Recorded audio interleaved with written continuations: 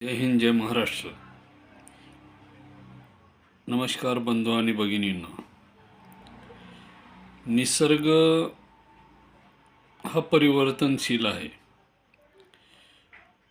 कुठलाही सजीव असो, तो परिवर्तन हा त्याचा गुणधर्म आहे. तसाच निसर्गसुद्धा परिवर्तनशील असा आहे. आता मी जर तुम्हाला सांगितलं की सूर्य आपली जागा बदलणार किंवा पृथ्वी किमान 1 किलोमीटर आपला अक्ष बदलणार, तर तुम्हाला या गोष्टीवर विश्वास बसेल का? नाही. पण ही सत्य परिस्थिती आहे. पूर्वीच्या काळामध्ये आपल्या पूर्वजांनी, ऋषी महर्षी यांनी जे वेद अध्ययन वगैरे केलं होतं, अनेक धर्मग्रंथ ज्या प्रकारे लिहिले होते, त्या धर्मग्रंथाच्या अनुसार पृथ्वी ही परिवर्तनशील तर आहेच, परंतु आपण ज्या आकाशगंगेमध्ये राहतो, ती आकाशगंगाच म्हणजे हे ब्रह्मांडसुद्धा परिवर्तनशील आहे. त्याच्यामध्ये बदल होत असतो आणि तो बदल होण्याची काही महत्त्वाची कारणं ही नैसर्गिकरित्या घडत असतात. तर परिभ्रमण किंवा परिवलन हे करत असताना, पृथ्वी स्वतःभोवती फिरत असताना किंवा सूर्याभोवती फिरत असताना यांच्यामध्ये बदल हा होतो. गेली जवळपास 100 वर्षामध्ये भारतात नाही तर पूर्ण जगामध्ये पृथ्वीवर अनेक प्रकारचे उत्खनने झालेली आहेत. बऱ्याचशा ठिकाणचे डोंगर हे नष्ट करण्यात आलेले आहेत. त्या डोंगराला सपाट करून त्या ठिकाणी वस्ती वसवण्यात आलेली आहे. म्हणजे हे जे संतुलन बनवण्यासाठी नैसर्गिकरित्या डोंगराची उत्पत्ती करण्यात आली होती किंवा नद्या निर्माण करण्यात आल्या होत्या नैसर्गिकरित्या, त्या मानवाने काय केलेले आहे, नद्याला थांबवलेलं आहे. धरणं बांधलेली मोठमोठ्या प्रमाणामध्ये. जे पाणी वाहण्याचा मार्ग आहे तो त्यांनी काय केलेला आहे, पाण्याला स्टॉप केलेलं आहे. आणि जी मोठमोठाली डोंगरं वगैरे होती, जी नैसर्गिक संपत्ती, वनराई वगैरे होत्या, मोठमोठाले जंगलं होते, त्याचा नायनाट करून अनेक प्रकारचे असे घरं वगैरे, मोठमोठ्याल्या बिल्डिंगा बांधण्यात आलेले आहे. आणि त्यामुळे काय झालं की पृथ्वीचा समतोल बिघडलेला आहे. आता मी तुम्हाला जर म्हटलं की पृथ्वी आपला अक्ष सोडून ज्या बिंदूवरती ती फिरते तो बिंदू सरकणार आहे किंवा सूर्य आपल्या बिंदूपासून ढळणार आहे, तर तुम्हाला हे कितपत सत्य वाटेल? परंतु हे सत्य आहे. हे मी सांगत नाही. पूर्वीच्या आपल्या वेदामध्ये, ग्रंथामध्ये महर्षी व्यासांनी जे कोणी समजा ग्रंथ तयार केले, त्यांनी त्या काळामध्ये त्या गोष्टी लिहून ठेवलेल्या आहे. ज्यांनी हे ग्रंथ लिहिताना एवढ्या सटीक आणि म्हणजे तंतोतंत पद्धतीने हे वर्णन केलेलं आहे.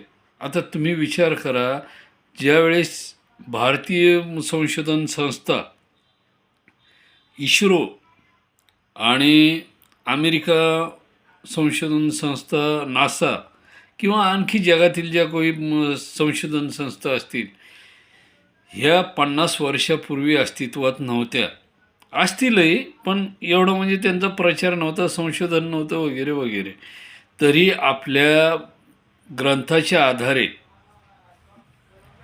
50 वर्षाच्या काळामध्ये पंचांग ही व्यवस्था त्या काळापासून आहे. म्हणजे संशोधन संस्था आत्ता सुरू झाल्या, परंतु त्या अगोदरसुद्धा आपल्या लोकांनी पंचांगाची रचना केलेली होती. ही कशाच्या आधारे? खगोलशास्त्र आणि भूगोलशास्त्राच्या आधारे. आणि त्याच्यामध्ये गणिताचा सुद्धा संबंध येतो. म्हणजे ही पूर्ण एकावरच आधारित नाही, तर खगोलशास्त्र, गणितशास्त्र आणि भूगोलशास्त्र ह्या तिन्हीचा अभ्यास एकत्र करून पंचांग बनवण्यात येतं.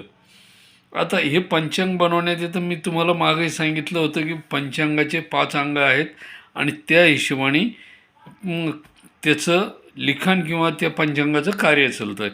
पण आपल्याला आज पंचांगाचा विषय नाही आहे. आपल्याला काय करायचं आहे की पृथ्वी किती अंशाने म्हणजे कुश बदलणार आहे किंवा सूर्य किती प्रमाणामध्ये आपला अंश बदलणार आहे. तर आता एवढं तंतोतंत मी सांगू शकत नाही. किमान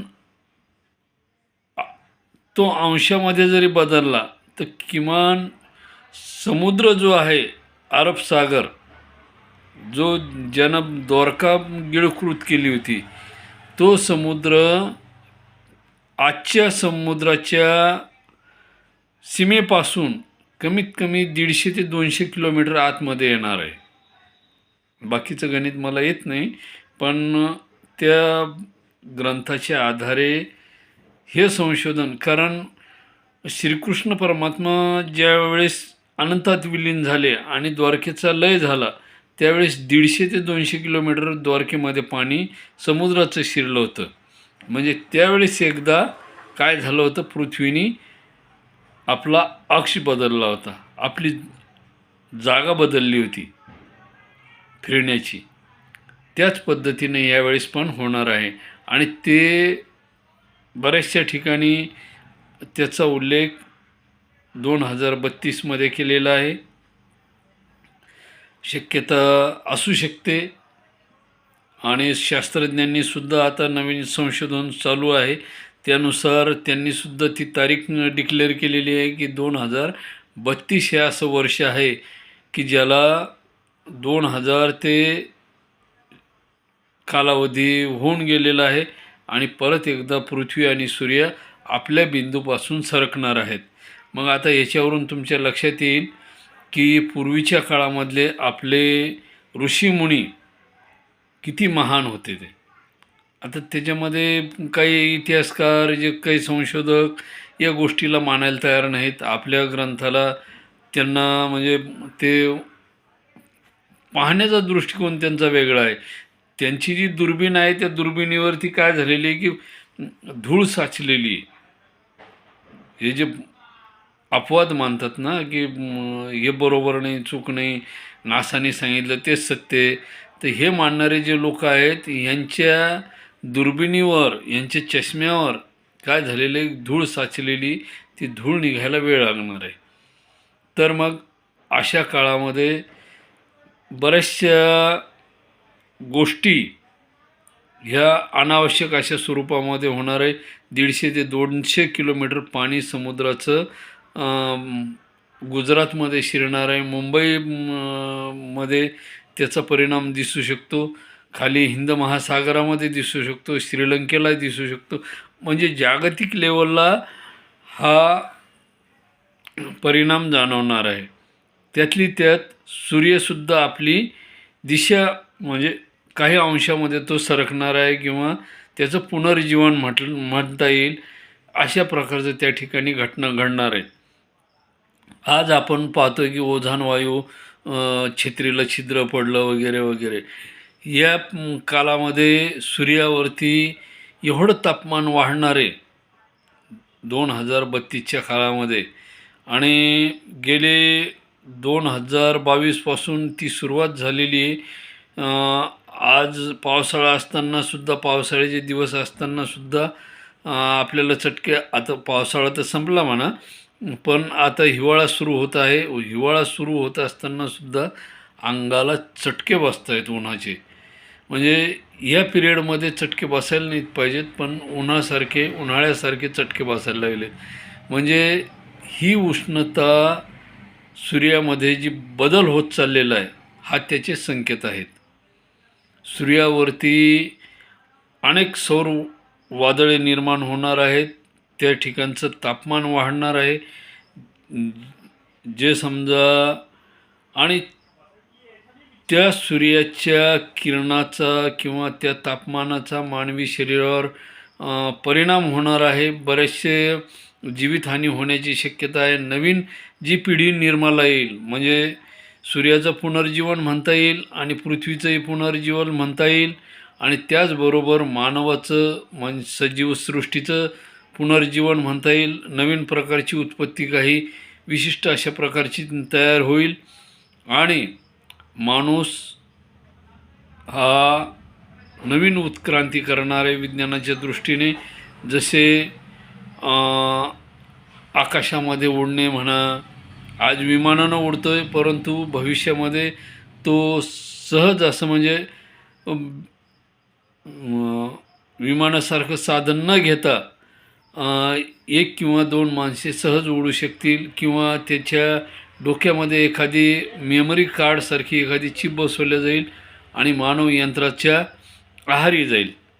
अनेक असे बदल होतील आणि पृथ्वीवर अशा प्रकारचे विशिष्ट बदल हे साहजिक आहेत. हजारो वर्षापासूनची ही प्रक्रिया होत आलेली आहे आणि आज जसे आपण द्वारकेचा शोध समुद्रामध्ये घेत आहोत तसेच दक्षिण भारतामध्ये सुद्धा अनेक शहरे त्या काळामध्ये समुद्राच्या पाण्यामध्ये डुबलेली आहेत आणि अनेक जीवितहानी त्या काळामध्ये होऊन गेलेली आहे.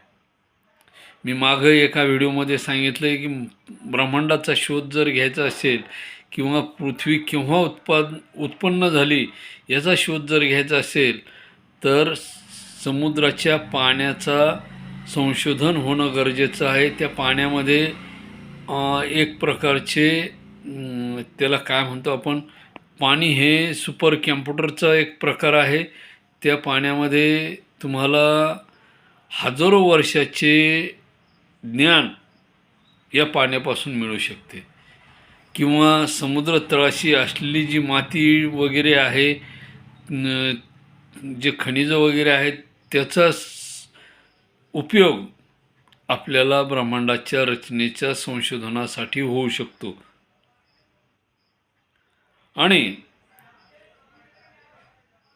ही प्रक्रिया ज्यावेळेस होत असते त्यावेळेस अनेक प्रकारचे जीवजंतू पूर्वीच्या काळात जसे डायनासोर वगैरे होते त्याप्रमाणे ते जसे नष्ट झाले तसे अनेक जीवसृष्टी या पृथ्वी तलावरून नष्ट होण्याची शक्यता आहे.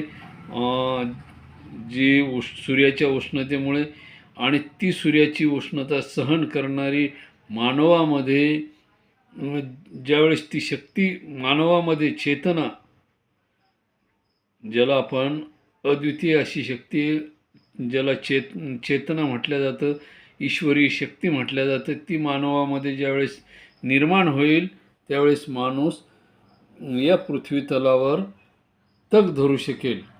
कारण आता सूर्याचं सध्यालाच तापमान खूप मोठं होत चाललेलं आहे. ओझोन वायूला छिद्र पडल्याचा उल्लेख प्रत्येक शास्त्रज्ञ करत आहे. कारण काय झालेलं आहे की आजच्या परिस्थितीमध्ये मोठमोठाली जंगले, ज्याला आपण अरण्य म्हणतो, ही अरण्ये ही जंगले नष्ट करण्यात आलेली आणि जिकडे तिकडे मोठमोठ्याल्या इमारती आपल्याला दिसत आहेत, कारखाने दिसत आहेत. आणि काय झालेलं आहे की माणसाने या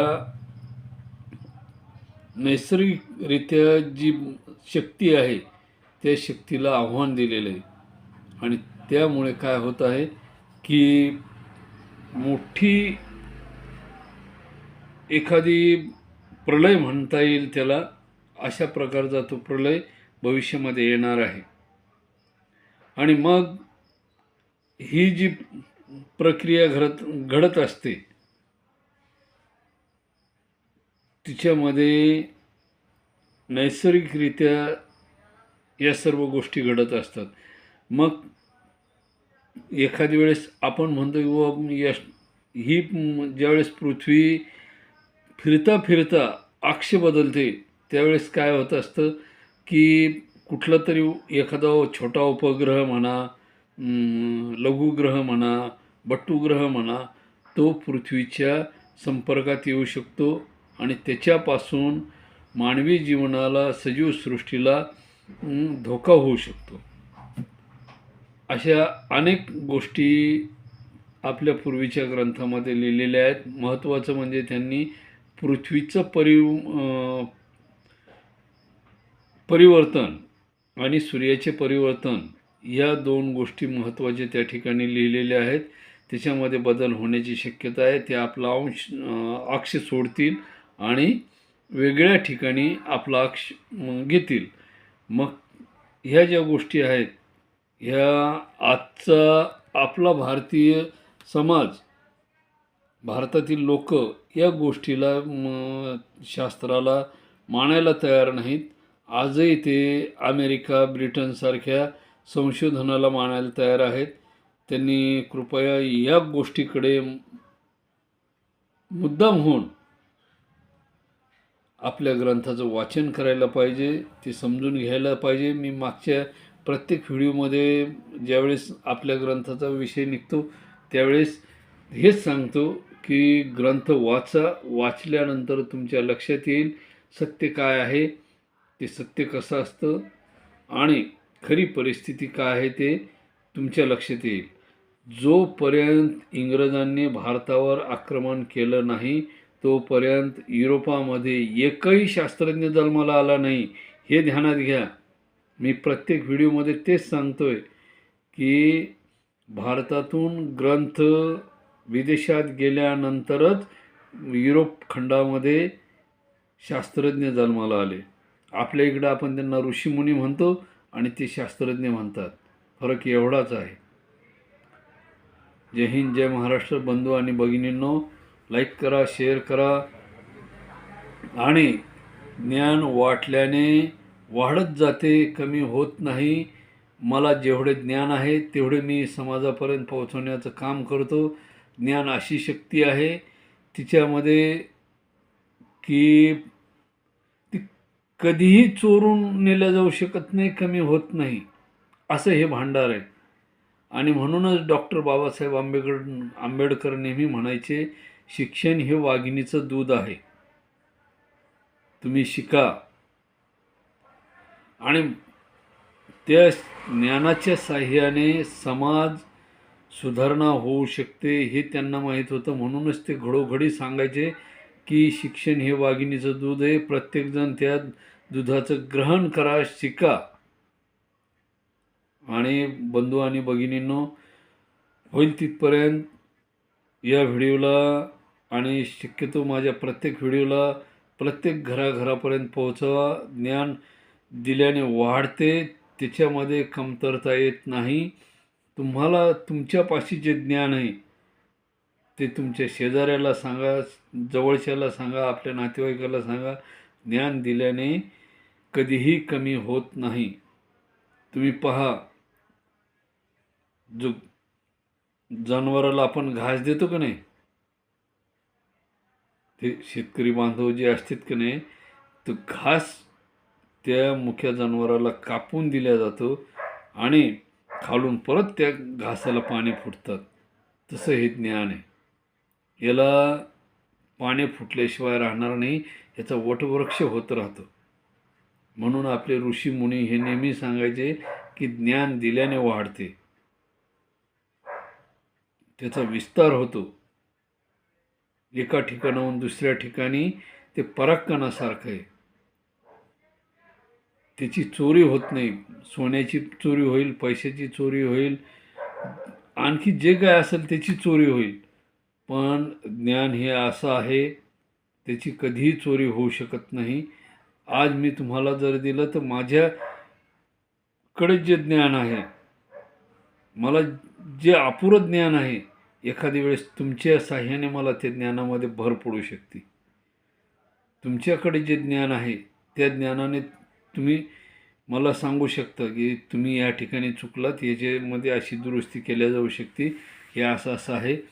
पृथ्वी पश्चिमेकडून पूर्वेकडं फिरते आणि असं म्हणजे जे काय अडचणी आहे तुम्हाला, मला जे चुका माझ्या झाल्यात त्या तुम्ही सांगू शकता. आणि मानव हा चुकीचा पुतळा आहे, त्यात वाद नाही. परंतु तुमच्यामुळे माझ्या ज्ञानात भर पडू शकते हे निश्चित आहे. आणि त्यामुळे काय करा, ज्ञान संपादन करा. ज्ञान संपादन केल्याने फक्त संपादन करू नका, त्याला वाटा, सर्वसामान्य जनतेपर्यंत वाटा. आज प्रत्येक समाजामध्ये साक्षर झालेले लोक आहेत. फक्त आपले संस्कृत ग्रंथ समजून घेण्यासाठी संस्कृत शासनाला सांगा की आम्हाला संस्कृत शाळा उपलब्ध करून द्या. आम्ही इंग्रजी शिकायला तयार आहे, आम्ही हिंदी शिकायला तयार आहे, आम्ही आमची मातृभाषा शिकायला तयार आहे. परंतु आपलं जे मूळ ज्ञान आहे संस्कृतमध्ये ते शिकून घ्यायला शिका. काय असतं, आपलं संस्कृत ज्ञान हे दह्याच्या स्वरूपामध्ये, आपल्याला त्याच्यातून लोणी बाहेर काढायचं आणि लोणी बाहेर काढून त्याचं तूप करून सर्वसामान्य जनतेला द्यायचं. जय हिंद, जय महाराष्ट्र. धन्यवाद बंधू आणि भगिनींनो. मी आपल्या सर्वांचा अत्यंत आभारी आहे. आपण मला वेळोवेळी माझे व्हिडिओ बघतायत, मी समाधानी आहे. आणि तुमच्यामुळे मलासुद्धा नवनवीन ज्ञानामध्ये संशोधन करायला आवडायला लागलेलं आहे. मी पण इतिहासाचा म्हणजे अभ्यासक होत चाललेलो आहे. नवनवीन इतिहास जाणून घ्यायची माझी उत्सुकता झालेली आहे. आणि इतिहासाबरोबर मी खगोलशास्त्र, गणितशास्त्र, भूगोल अशा अनेक विषयामध्ये प्रयत्न करायला लागलेलो आहे. वास्तविक पाहता मी आजच्या घडीला 55 वर्षाचा आहे आणि तरी मला जसा वेळ मिळेल तसा मी त्या अभ्यासाचा प्रयत्न करतो. आणि तुमच्यासारख्या सहकार्याने मला माझ्या ज्ञानामध्ये भर पडते आणि मला त्या गोष्टीचं समाधान आहे. जय हिंद, जय महाराष्ट्र. धन्यवाद.